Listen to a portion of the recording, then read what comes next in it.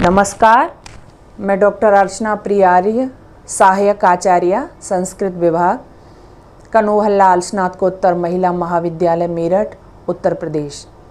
हमारा आज का विषय है ईशावास्योपनिषद। इसको ईशोपनिषद के नाम से भी जाना जाता है। वैदिक वाङ्मय में उपनिषदों का महत्वपूर्ण स्थान है और उसी में एक उपनिषद है ईशावास्योपनिषद। इसको सर्वप्रथम यानी पहली उपनिषद भी माना जाता है और इसको ईशोपनिषद भी कहा जाता है। ईशावास्योपनिषद इसका नामकरण के विषय में आता है कि इसी में जो मंत्र है, इसका पहला मंत्र है, उसमें एक शब्द समूह है ईशावास्य, उसी के आधार पर इसका नामकरण हुआ है। और इसमें 18 मंत्र हैं। यजुर्वेद के 40वां अध्याय है ये। तो इसका सबसे जो पहला मंत्र है वो पहला मंत्र है ईशावास्यम इदम सर्वम यत्किंच जगत्याम जगत तेन त्यक्तेन भुंजीथा मा गृदः कस्य सिद्धनम। बहुत सुंदर शिक्षा है।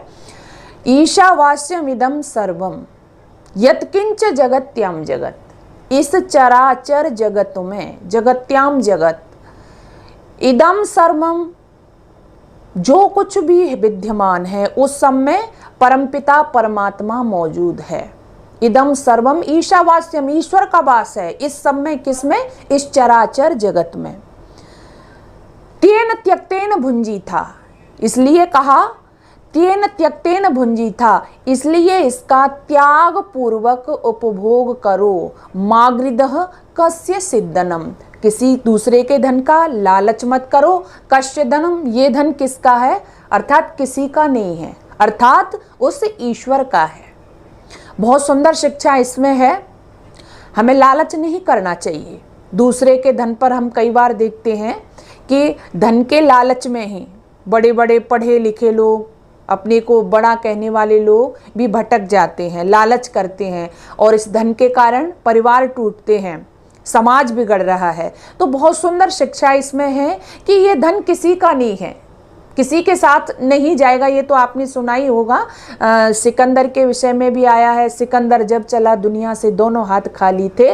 तो वही शिक्षा यहाँ पर है कि कस्य धनम, ये धन किसी का नहीं है, किसी के साथ नहीं जाएगा, ये उस ईश्वर का ही है। इसलिए त्याग पूर्वक इसका उपभोग करो और परमपिता परमात्मा को ये ध्यान रखो, इस संपूर्ण जगत में जो कुछ भी है उसकी आज्ञा के बिना, उसकी परमिशन के बिना एक पत्ता भी नहीं हिल सकता और कोई ऐसी जगह नहीं है जहां वो विद्यमान मौजूद नहीं है। तो इसलिए सब में जब वो ईश्वर रमा हुआ है, सब जगह है, यानी हर समय हमारे साथ है, तो वो हमको देख रहा है। ऐसी भावना, ऐसे भाव यदि व्यक्ति के मन में होंगे, छात्र छात्राओं के मन में होंगे, तो वो कभी भी अपने कर्तव्य से च्युत नहीं होंगे। कई बार हमने देखा है, देखते हैं कि बच्चे घर से पढ़ने के लिए जाते हैं, छात्र छात्राएं पढ़ने के लिए जाते हैं, लेकिन वो गलत कुसंगत में पढ़ने के कारण वो कॉलेज नहीं जाते, महाविद्यालय नहीं पहुंचते, बीच में ही रह जाते हैं। लेकिन यदि उन्होंने इसके भाव को जाना होता, या वो इसके भाव को जान जाएं कि ईश्वर सब जगह है और उनको देख रहा है, तो उसमें एक सुंदर भाव आएगा, उनमें एक सुंदर शिक्षा आएगी। वो कभी भी ऐसी गलती नहीं करेंगे, अपने माता पिता को धोखा नहीं देंगे, समय से महाविद्यालय जाएंगे, समय से अपने घर आएंगे। और अगर एक आचार्य अध्यापक भी ये समझ ले, शिक्षक भी ये समझ ले कि वो ईश्वर हर जगह है और हमको देख रहा है, तो वो भी अपने कर्तव्य से कभी भी विमुख नहीं होगा।